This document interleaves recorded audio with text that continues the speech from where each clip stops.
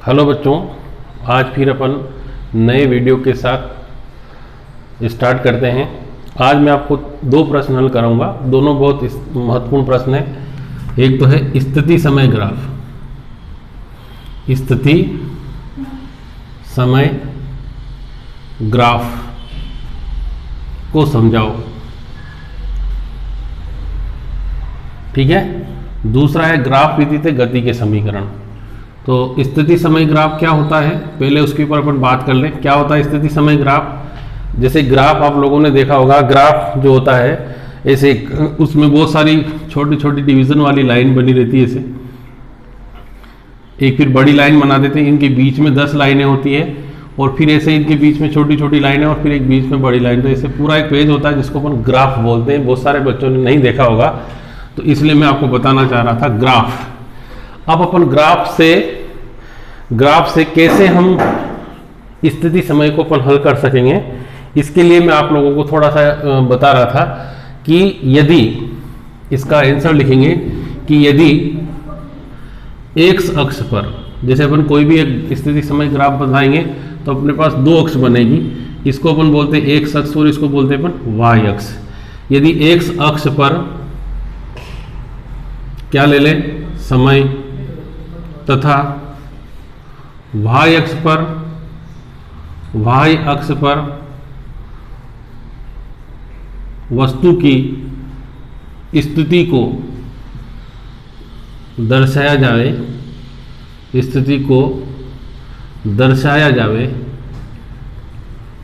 तो इसे क्या कहते हैं? स्थिति समय ग्राफ कहते हैं। स्थिति समय ग्राफ कहते हैं, ठीक है बच्चों।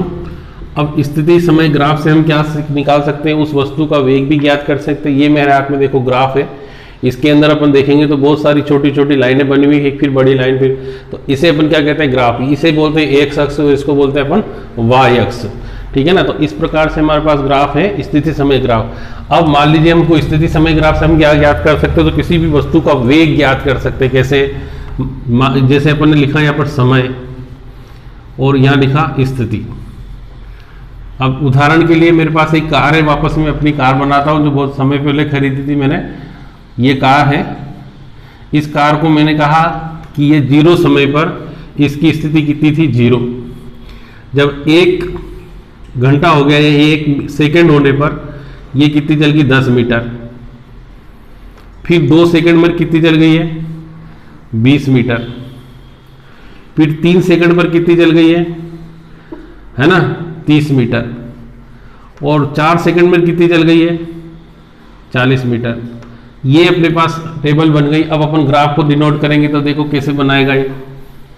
तो हमारे पास स्थिति है, समय है और उसका अपन को ग्राफ बनाना है, तो कैसे बनेगा? देखिए अपन ने यहाँ पर एक्स अक्ष लिया और वाई अक्ष लिया। ये कौन सा है? एक्स अक्ष।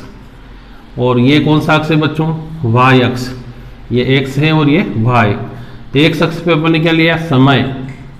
काय में लिया समय, ये भी लिखना पड़ेगा सेकंड में। वाई अक्ष पर क्या लिए अपन ने? स्थिति। ये काय में लिए अपन ने? मीटर में। तो जैसे ये छोटे छोटे खाने हैं, आप किसी को भी मान सकते हैं, बड़े खाने को मान सकते हैं। तो मैंने मान लीजिए यहाँ 0 और ये कितना माना? 1 सेकेंड। फिर ये कितना माना? 2 सेकेंड। ये कितना माना? 3 सेकेंड। ये कितना माना? 4। अब इधर स्थिति को मैंने माना, मान लीजिए यहाँ पर कितना है? 10 मीटर। यहाँ कितना है? 20 मीटर। और यहाँ कितना है? 30 मीटर। यहाँ कितना है? 40 मीटर। देखिए कैसे बनाएंगे। जैसे पहला बिंदु मिलागा, इधर ये लाइन जा रही, ऐसे लाइनें रहती है इसमें और ऐसे लाइन रहती है, ठीक है ना। इससे ये समझ में आएगा तो ये आपको ग्राफ विधि से समीकरण समझ में आएंगे, अदरवाइज नहीं आएंगे। ऐसे हमारे पास ये ग्राफ बना लिया मैंने, ठीक है ना। ये 4 मिनट वाला। अब 0 पर पहला बिंदु हमको यहाँ मिल गया। जब 1 मिनट था तो कितने चली थी? 10 मीटर। तो पहला बिंदु दूसरा यहाँ मिल जाएगा। 2 पर कितना, फिर 3 पर कितना और 4 पर कितना। तो इसको मिलाते हुए हम क्या कर देंगे? एक सरल रेखा खींच देंगे। तो ये जो प्राप्त हुई है कौन सी रेखा हुई? स्थिति समय ग्राफ। इसको क्या बोलते हैं? स्थिति समय ग्राफ, ठीक है बच्चों। अब इससे अपन वेग कैसे निकालेंगे? जैसे वेग अपने यहाँ, इसको वेग बराबर कितना होता, विस्थापन बटा समय। तो विस्थापन देखो 10, किसी भी बिंदु को ले लो, यहाँ पर सब में 10-10 का डिफरेंस है, तो कितना आ जाएगा 10 - 0 बटा 1। तो वेग कितना हो गया 10 मीटर प्रति सेकेंड। तो हम स्थिति समय ग्राफ की सहायता से वेग ज्ञात कर सकते हैं। ठीक है, समझ में आया?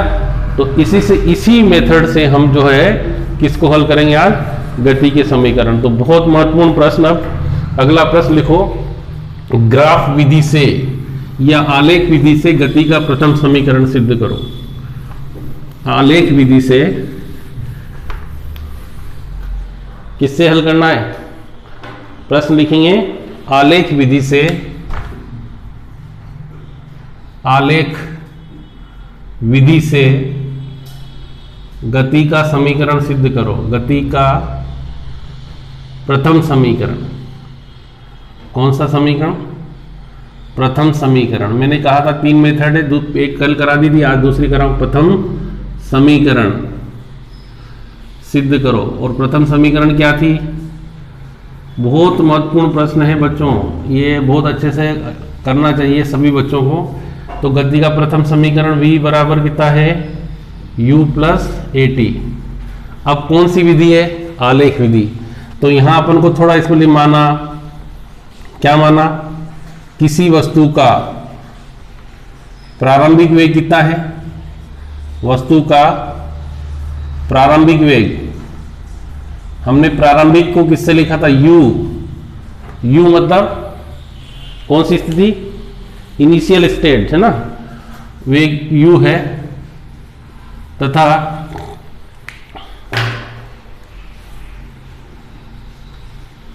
t समय बाद, कितने समय बाद? t समय बाद, t समय बाद वस्तु का वेग कितना हो जाता है? v हो जाता है। ठीक है ना, प्रारंभ में तो थोड़ा कम ही रहता है? यदि वस्तु का त्वरण कैसा हो? एक समान हो, एक समान हो, है ना। अब यहां अपन जैसे अपन अभी हाल किया था वेग, अभी कौन सा ग्राफ निकाला अपन? स्थिति समय ग्राफ। तो अब यहां कौन सा ग्राफ? ऐसे ही वेग समय ग्राफ। कौन सा ग्राफ निकालेंगे अपन? वेग समय ग्राफ, है ना। तो यहां लिखेंगे वेग समय ग्राफ से, वेग समय ग्राफ से। अब वेग समय ग्राफ बनाए, देखो कैसे बनेगा। यहां से ये कौन सा अक्ष है? एक्स अक्ष। और ये कौन सा है बच्चों? वाई अक्ष। मान लीजिए यहां पर अपना कौन सा पॉइंट है? 0 है। ठीक है ना। अब वस्तु प्रारंभिक वेग u से गति करे, तो यहां लिख दें अपन कौन सा वेग है? ये u। और ये अंतिम वेग कितना है? v। ठीक है। इस अक्ष पर अपन ने क्या लिया? समय t को लिया है। इस पर अपन क्या ले रहे हैं? वेग। ठीक है ना। ये अपना कौन सा मूल बिंदु 0। और मान लीजिए वस्तु यहां से चलती जा रही, और मुझे नहीं मालूम कितने समय, अभी तो अपने पास t समय पर वस्तु कहां पहुंच गई? यहां पहुंच गई। प्रारंभिक वेग u था, इस बिंदु को मैंने a लिख दिया, और ये इस बिंदु को कौन सा लिख दिया? b। तो हम यहां से इसको क्या मिला दे इसे? ठीक है। अब मिलाया, ये जो जितना भी भाग है इसको अपन क्या कहते हैं? इसे शेडेड बना दें ऐसे, क्योंकि वस्तु ने वास्तव में इतनी ही दूरी तय करी है, ये इतना ही विस्थापन हुआ उसमें, ये सारा शेडेड बना दें। ठीक है ना, ये शेडेड बना दें, पूरा बन गया। अब क्या लिखेंगे? त्वरण की परिभाषा से, त्वरण की कौन सी, किससे? परिभाषा से। प्यारे बच्चों, त्वरण की परिभाषा आपको बहुत अच्छे से बताई थी मैंने। क्या है त्वरण की परिभाषा? a बराबर क्या है त्वरण? वेग में परिवर्तन। किसमें? वेग में परिवर्तन बटा क्या बोलेंगे? समय में अंतर या समय। तो वेग में कितना परिवर्तन हुआ? देखो अंतिम वेग कितना है? v।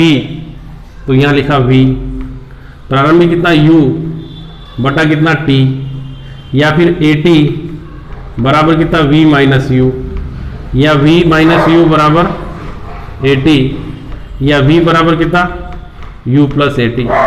ये किससे आ गया अपने पास? गति का प्रथम समीकरण किससे आया? ग्राफ विधि से। किससे आ गया? ग्राफ विधि से। यह जो आया है ये कौन सी विधि से गति का प्रथम समीकरण है? ग्राफ विधि से है। ठीक है, अब अपन सेकंड समीकरण सिद्ध करेंगे। तो सेकंड समीकरण क्या है? आलेख विधि से गति का कौन सा समीकरण? दूसरा समीकरण सिद्ध करो। तो क्या है वो? एस बराबर U T plus 1/2 AT square, यही है ना। अब इसमें हमको ये तो सारा लिखना है। माना किसी वस्तु का प्रारंभिक वेग u है तथा t समय बाद वेग वस्तु का त्वरण एक समान हो, है ना, त्वरण एक समान है, और क्या लिख दें? और उसका विस्थापन कितना हो? विस्थापन s हो। तो क्या लिखेंगे बच्चों? वेग समय ग्राफ से। वेग समय ग्राफ से। अब देखिए मैंने आप लोगों के सामने ये वेग समय ग्राफ फिर बनाना है। अब यहाँ अपन को ये कौन सा बिंदु है? ए बिंदु है। ये वाला बिंदु ए है। ये बिंदु कौन सा है? ओ है। ये बिंदु बी है। इसको अपन सी दे दे और इसको क्या दे दे? डी। ठीक है ना। अब इसने क्या किया? 0 से t तक यदि समय लगा तो विस्थापन कितना हुआ? एस। यहाँ लिखेंगे विस्थापन एस बराबर, विस्थापन एस बराबर क्या लिखें? ओ ए बी डी। क्या लिखेंगे? ओ ए बी डी का क्षेत्रफल। समझ में आ रहा है? O A B D, O A B D, इतना उसने विस्थापन तय किया है टोटल का क्षेत्रफल। अब इसको अगर अपन देखें ओ ए बी डी को, देखो ओ ए बी डी को देखो तो इसमें दो आकृतियां हैं। कौन कौन सी? एक तो ये त्रिभुज है और एक ये क्या है? चतुर्भुज है। तो यहां लिखिए त्रिभुज कौन सा? ए बी सी का क्षेत्रफल प्लस आयत कौन सा आयत? ओ ए सी डी का क्षेत्रफल। आप लोगों ने खूब पढ़ रखा है। क्या पढ़ रखा है बताओ? त्रिभुज, ये कौन सा त्रिभुज है? समकोण त्रिभुज। समकोण त्रिभुज किसे कहते हैं? जिसमें एक कोण 90 डिग्री का हो। तो यह बना हुआ है, और जब 90 डिग्री का कोण बन जाता है समकोण बोल दे देंगे। तो उसके क्षेत्रफल का सूत्र होता है 1/2 आधार गुणित ऊंचाई प्लस आयत का क्षेत्रफल खूब पढ़ा है अपन, लंबाई गुणित चौड़ाई। अब एस बराबर 1/2 आधार को देखेंगे तो यहां इसका मान देखेंगे कितना है? AC गुणित ऊंचाई को देखेंगे तो कितना आ गया? BC प्लस इसकी लंबाई OD और चौड़ाई कितनी? OA। ठीक समझ में आ रहा है? देखो ये इसकी लंबाई हमेशा बड़ी और चौड़ाई छोटी लेते हैं। तो लंबाई कितनी? ठीक है, लंबाई गुणित चौड़ाई। अब एस बराबर 1/2 AC का मान देखें। AC A से C के बीच की दूरी देखिए, यहाँ 0 या T है तो कितना आ जाएगा? Only T। BC का मान निकालें। देखो B और C है ना, तो B कितना है? V और C कितना? U। हम इसको ऐसे भी लिख सकते हैं। क्या लिख सकते हैं? BC को कि BD माइनस DC। BC को अपन क्या लिख सकते हैं? BD में से DC को घटा दिया तो किसका मान आ जाएगा? BC का प्लस OD का मान देखिए, O से D का मान T है और O से A का मान कितना है? U। ठीक है, तो S बराबर 1/2 T। अब BD का मान देखिए कितना है? B से D के बीच की दूरी V और D से C की दूरी कितनी? U प्लस कितना? UT। अब इसको और अच्छे से लिख दें। S बराबर UT प्लस 1/2 T और V माइनस U। हमने गति का पहला समीकरण पढ़ा था, कितना है? v बराबर u प्लस ए टी। तो v माइनस यू बराबर कितना है बच्चों? A T. तो इस v माइनस यू के स्थान पर कितना लिख देंगे? A T. तो एस बराबर यू टी प्लस 1/2 टी गुणित ए टी। तो कितना आ गया? एस बराबर U T plus 1/2 A T square. ये जो है कौन सी विधि से? ग्राफ विधि से गति का कौन सा समीकरण है? दूसरा समीकरण है। मैं एक बार और आपको इसको एक्सप्लेन करूंगा। वही लिखना है, ग्राफ बनाना है। हमने विस्थापन कितना देखा है? पूरा ये क्षेत्रफल जो है ये विस्थापन हुआ। तो ओ ए डी का क्षेत्रफल, तो ओ ए डी जो है ओ ए बी डी, ये किससे मिलकर बना हुआ बच्चों? ये दो चीजों से मिलकर बना हुआ है। तो त्रिभुज है, इसमें एक आयत है। अब त्रिभुज का क्षेत्रफल का सूत्र आपने बहुत पढ़ रखा है, 1/2 आधार गुणित ऊंचाई, ये लगाया मैंने, और इसका लंबाई गुणित चौड़ाई। अब आधार कितना है? तो AC और ऊंचाई कितनी है? BC। इसमें इसका एक लंबाई कितनी OD ली और इसकी चौड़ाई कितनी ले ली अपने OA या फिर DC, जो भी ले लें, क्योंकि आयत की भुजाएं बराबर होती है। हमने यहाँ देखा 1/2 AC, A से C के बीच की दूरी कितनी है? देखो यहाँ 0 है और यहाँ T है, तो इसकी लंबाई कितनी मानेंगे? T। तो ये कितना आ जाएगा यहाँ पर T। BC को हमने कैसे किया? देखो BC, अब BC को अगर देखें तो कहां से? यहां से स्टार्ट हो रही B और यहां तक है, ठीक है ना। तो मैंने क्या किया? इस इतनी रेखा में से इस रेखा को सब्ट्रैक्ट कर दिया, घटा दिया। तो ये शेष ये बचेगी कि नहीं बचेगी? जो ये लाइन मैंने बनाई, तो यही किया। देखो BD माइनस DC। तो BD का मान कितना है? यहां से यहां तक की दूरी V है और D से C की दूरी कितनी है? U है। फिर यहां मान रख दिया। मान रखने के बाद इसको अच्छे से लिखा। गति के पहले समीकरण से v माइनस यू के स्थान पर अपन क्या लिख देंगे? AT। तो ये गति का कौन सा समीकरण? दूसरा है। इसी प्रकार से अगले वीडियो में मैं आपको गति का तीसरा समीकरण सिद्ध करना बताऊंगा। तब तक आप सभी छात्र मेरे वीडियो को लाइक करें और मेरे चैनल को सब्सक्राइब करें। Thank you, have a nice day.